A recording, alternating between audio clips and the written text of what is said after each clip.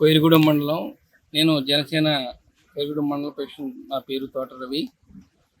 ఇప్పుడు కూటమి ప్రభుత్వం వచ్చాక పంచాయతీరాజు ఉరుకులు పరుగులు పెట్టెత్తున్న డిప్యూటీ సీఎం పవన్ కళ్యాణ్ గారికి మా హృదయపూర్వక ధన్యవాదాలు.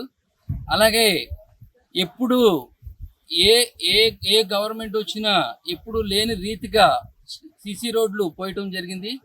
ప్రతి ఊర్లో ఎక్కడికి వెళ్ళినా చాలా సంతోషంగా జనం రోడ్డు మీదకి వచ్చి చాలా బాగా చేశారు. మేము పరింపూడి పంచాయతీలో నిన్న తిరగడం జరిగింది. మేము తెల్లం బాలరాజు గారిని చాలాసార్లు అడిగామండి.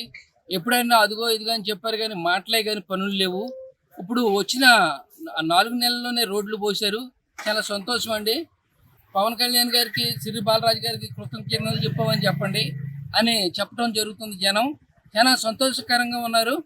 అలాగే కూటమి ప్రభుత్వం ఇంకా మంచి అభివృద్ధి కార్యక్రమాలు చేద్దని మేము పార్టీ తరఫున ప్రగాఢంగా నమ్ముతున్నాం. విలేజ్లు, ఆ విలేజ్లు, ఈ విలేజ్లు అని కాకుండా ఆర్ఎంబి రోడ్లు, జిల్లా పరిషత్ రోడ్లు, ప్రతి రోడ్డు గుంతలో 20-25 సంవత్సరాల బట్టి పట్టించుకోలేనటువంటి రోడ్లను కూడా ఫస్ట్ గుంతల కార్యక్రమం చేశారు. కొన్ని రోడ్లు కొత్తగా నిర్మాణం జరగడం జరిగింది.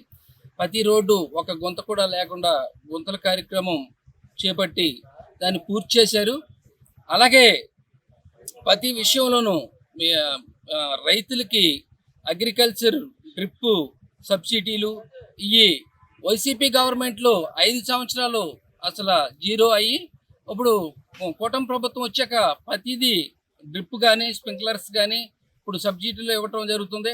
ఈ కూటమి ప్రభుత్వం మాట ఇచ్చిన ప్రకారంగానే మాట నిలబెట్టుకుని చాలా స్పీడ్గా పనులు చేయటం జరుగుతుంది.